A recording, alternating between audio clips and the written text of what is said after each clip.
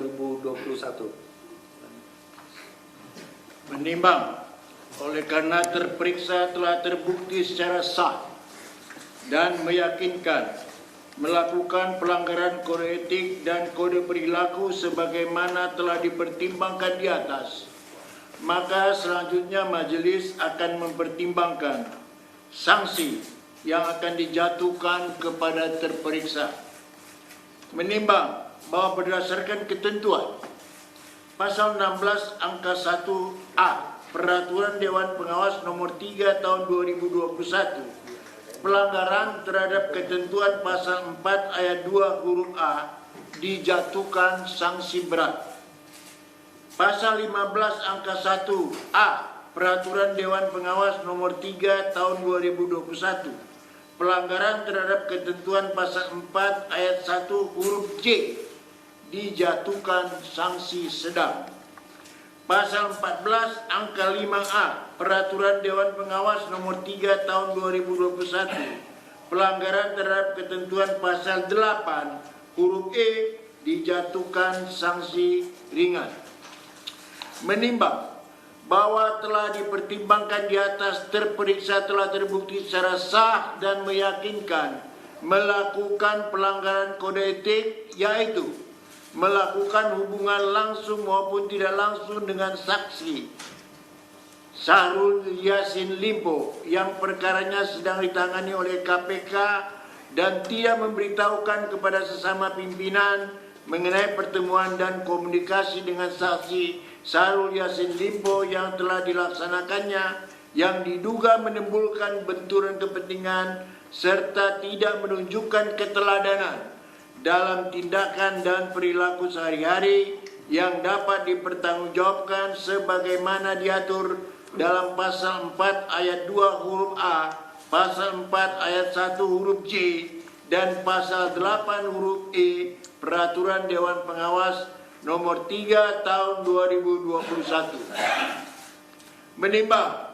bahwa berdasarkan ketentuan Pasal 9 Ayat 2 Peraturan Dewan Pengawas Nomor 3 Tahun 2021, dalam hal suatu peristiwa pelanggaran etik terdapat beberapa perbuatan dengan tingkat saksi yang berbeda-beda, maka sanksi yang dijatuhkan adalah sanksi yang terberat.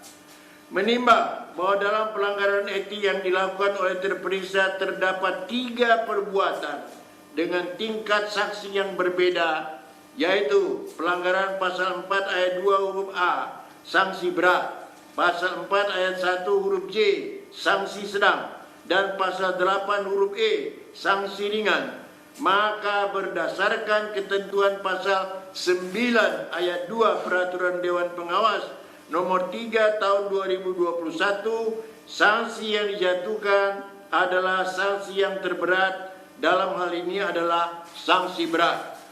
Menimbang bahwa sebelum majelis menjatuhkan putusan dalam dugaan pelanggaran etik dan pedoman perilaku yang dilakukan terperiksa, maka perlu dipertimbangkan pula hal-hal yang meringankan dan memberatkan dari perbuatan yang dilakukan dan keadaan-keadaan yang ada dalam diri terperiksa sebagai berikut.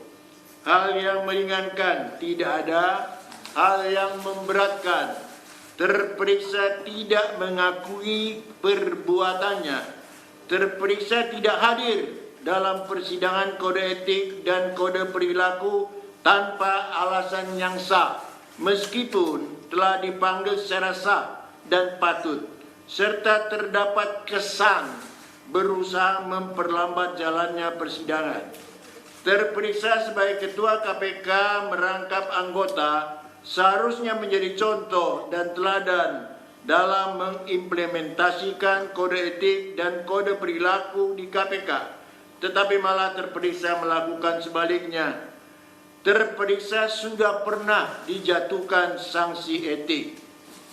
Memperhatikan ketentuan tentang kode etik dan kode perilaku pada Pasal 4 Ayat 2 huruf A, Pasal 4 Ayat 1 huruf J, dan Pasal 8 huruf E Peraturan Dewan Pengawas Nomor 03 Tahun 2021 tentang penegakan kode etik dan kode perilaku KPK serta peraturan lain yang bersangkutan. Mengadili. 1. Menyatakan terperiksa Saudara Firly Bahuri telah terbukti secara sah dan meyakinkan melakukan pelanggaran kode etik dan kode perilaku, yaitu melakukan hubungan langsung maupun tidak langsung dengan Syahrul Yassin Limpo yang perkaranya sedang ditangani oleh KPK dan tidak memberitahukan kepada sesama pimpinan mengenai pertemuan dan komunikasi dengan Syahrul Yassin Limpo yang telah dilaksanakannya yang diduga menimbulkan benturan kepentingan serta tidak menunjukkan keteladanan dalam tindakan dan perilaku sehari-hari yang dapat dipertanggungjawabkan sebagaimana diatur dalam pasal 4 ayat 2 huruf A, pasal 4 ayat 1 huruf J, dan pasal 8 huruf E Peraturan Dewan Pengawas nomor 3 tahun 2021 tentang penegakan kode etik dan kode perilaku. Kedua, menjatuhkan sanksi berat kepada terperiksa berupa diminta untuk mengajukan pengunduran diri sebagai pimpinan KPK. Mengumumkan putusan ini pada media jaringan milik komisi yang hanya dapat diakses oleh insan komisi dan atau lainnya sesuai dengan peraturan Dewan Pengawas tentang penegakan kode etik dan kode perilaku.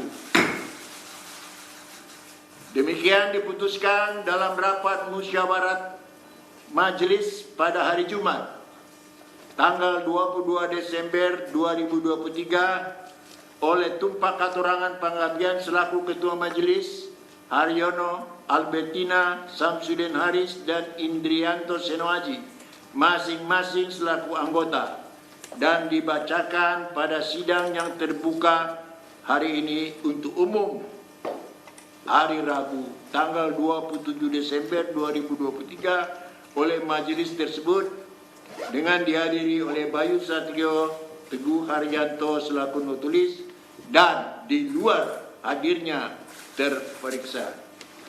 Demikian sudah kami sampaikan, sudah kami bacakan putusan yang berhubungan dengan dugaan pelanggaran etik yang dilakukan oleh Firly Bahuri, Ketua KPK nonaktif.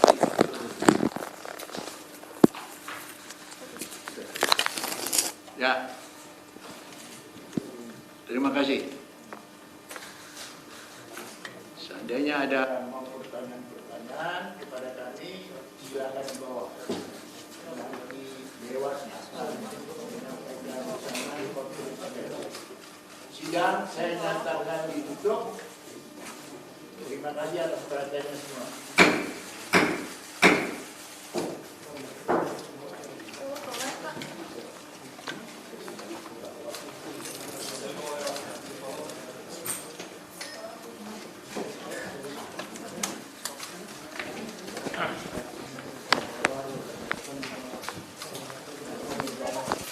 Mir,